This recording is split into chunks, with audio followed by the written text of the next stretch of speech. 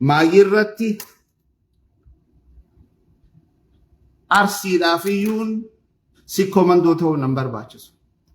Wallaggaaf iyyuun sagalee ta'uun dhalataa biyya sadii ta'uun nan barbaachisu. Jimmas akkasi, Harargee akkasi. Burqaa ijaan achin dhalanne dhaqee arkeetiin jira dirqaman qaba. Akkuma dheengadda isinii hime malkaa balloo, jaaja, harawaaca, you name it. Kammoona, awwadaay, sagalee ta'uuf ilma namaa ta'uu qofa na barbaachisa. Afran qalloo ta'uun, ituu ta'uun, humbannaa maal ta'uun sun miidhaga, bareedina. Garuu ilma namaadhaaf sagalee ta'uun dirqama namoomaati. Faranjiin asii Oromoon ijaan hin agarreefu maallaqa kannaa jirti. Faranjiin asii dhayxee Shimallis dachiinaa kannaa, jinninaa kannaa kan hin jenne sun 200,000, 300,000, 400,000 birrii Itoophiyaa nu kannaa jiran hospitaalaaf. Isaan kakannise maali? Namooma. Nuti immoo we have double dirqama qabna. Dhalootaan, namoomaan, and then even amantaan waa sadiin dirqama qabna ummata keenya bira dhaabbachuun. Yaa akhi Oromummaan ati jaalattu Oromoodhaaf jijjiirama kan finne yoo ta'e, jijjiiramni immoo siyaasaa qofaa miti obboleenya, jijjiiramni fayyaa irratti, barnoota irratti, diinagdee irratti. Ani Oromoodha jettee hoggaan Oromoon tuqamoo kabutamtu yoo ta'e hojiidhaan garsiisi. Hojiin ati garsiistu maali? Qabeenya keeti Oromoodhaaf, beekumsa keeti Oromoodhaaf, jireenya kee humnaati qabdu Oromoodhaaf hoggaa then you are practically dhugaan Oromummaa.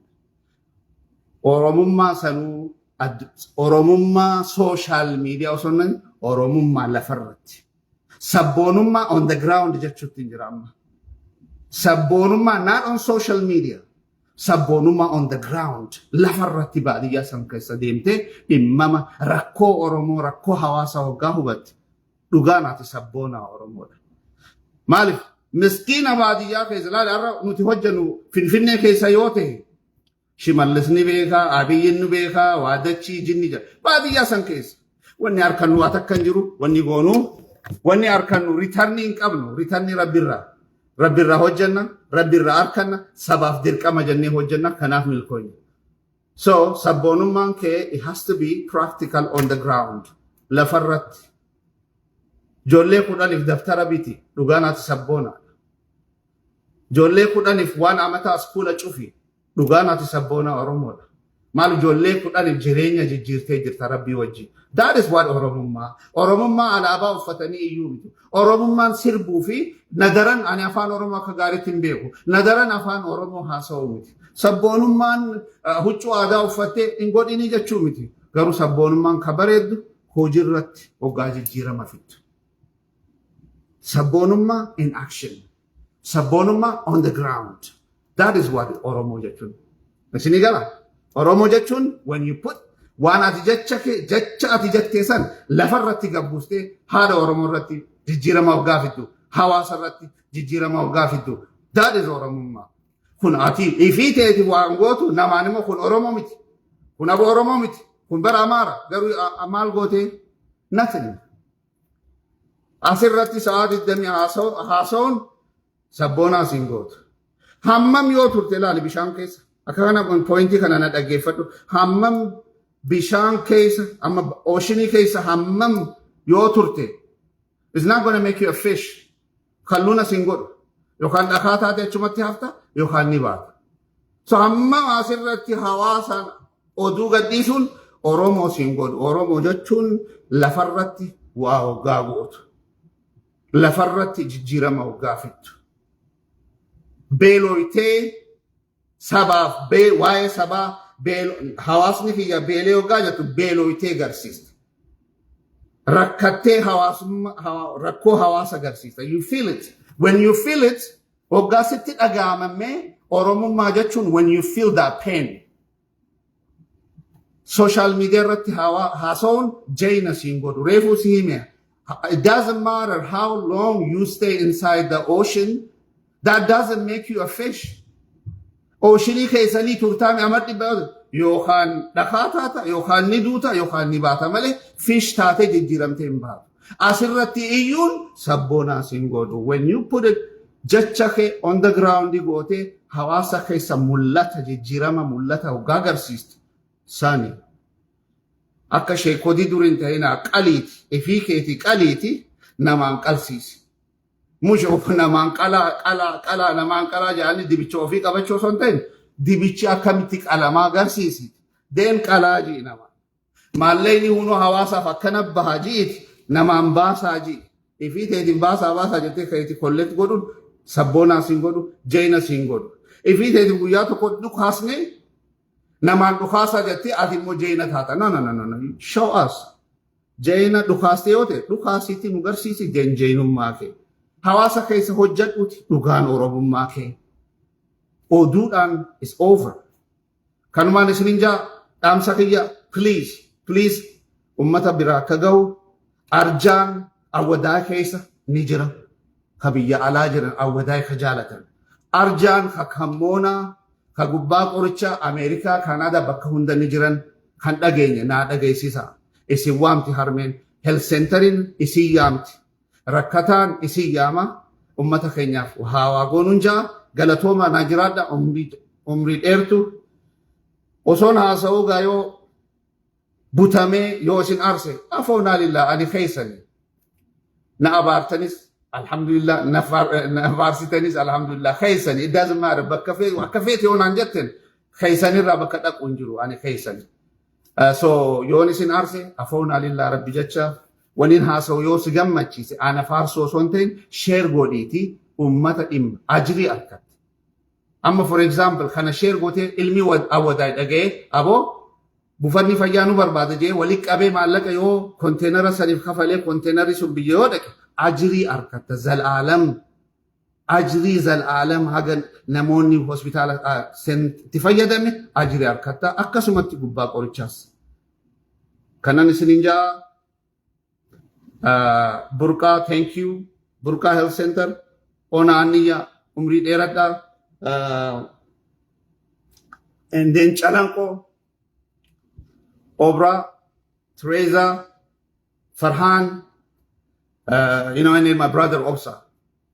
Jarakan Obbala Yankiya. My way can I'm Yamagarin Ababa Amagarin, but Harabin, Halam Bimal Abaki Maljazi, Darreja chuuf faayidaan qabne kun maal jedhabo mucaan kun arra Tereezaa maal wahii harkate sin ja'aan wakana ka Ameerika ama soddom ka biyya kana professional job I'm living the life alhamdulillah anu wakana wahii kafalaniifi maalis hoggaa namaaf kafalan arge gaa irra laalu isas afoonaa lillaa akkasi kayaadu hunda ani nobody ani lama nama hojjette rabbi anaafi miti bara hawaasaaf nama hojjette wallahi nin faarsa du'aayis nin godhaaf.